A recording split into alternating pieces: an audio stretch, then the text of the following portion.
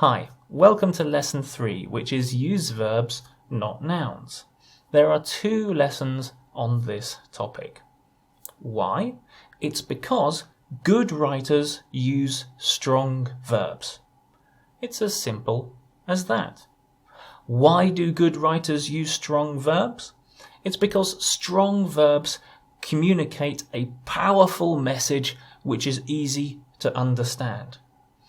And verbs, remember, are the most important part of an English sentence.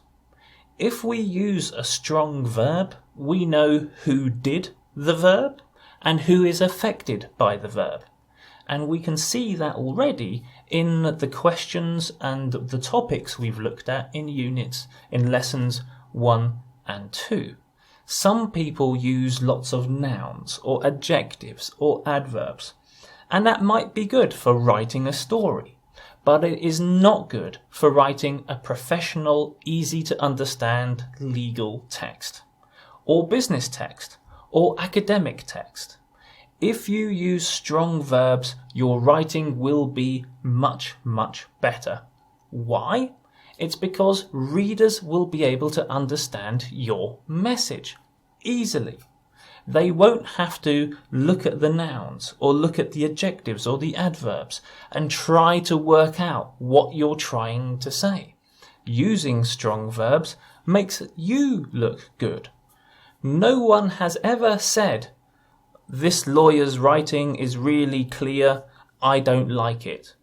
No one has ever said, "I understand my lawyer, I don't think he speaks legal English." No one has ever said that. When someone has good writing or when someone reads good writing, they always thank the author. They thank the lawyer who can write well, because then the reader can understand and the reader can make good decisions.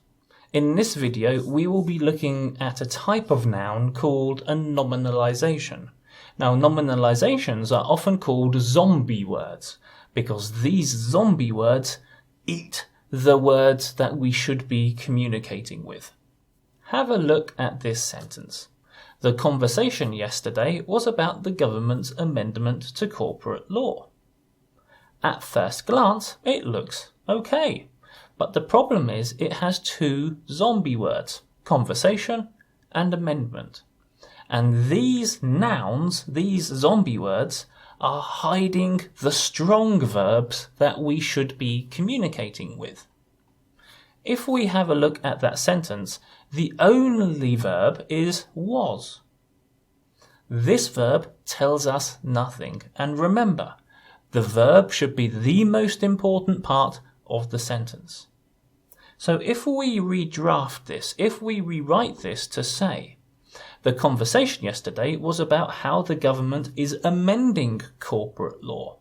Here we're using the continuous form and it suggests action. And we've got a strong verb, which is a form of amend. Already we are learning something more from the sentence. If we make another change, we talked with our clients yesterday about how the government is amending corporate law. Now we find out more information about conversation. Conversation doesn't tell us who was talking.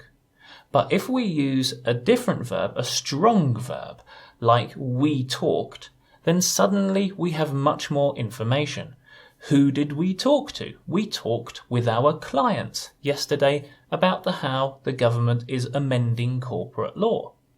So you can see, by changing these zombie words into strong verbs, we are improving our writing. Okay, so verbs are the most important part of the sentence. They tell the reader what is happening and who is doing what. This is effective, natural communication. People talk using strong verbs. They should write in the same way. And your writing is much better and stronger if you use verbs and not zombie words. Okay, time for some questions. For questions 1a and 1b, where you can see a verb, think of the noun. Where you can see a noun, think of the verb. For question 2, I would like you to read the sentences below, find the zombie word, and redraft it using a strong verb based on the noun instead. So for example, the government has restrictions on gambling. We can see that has is our weak verb, and we can see that restrictions is our zombie word. This is where we find our noun. So we should say the government restricted gambling. Okay, off you go and good luck.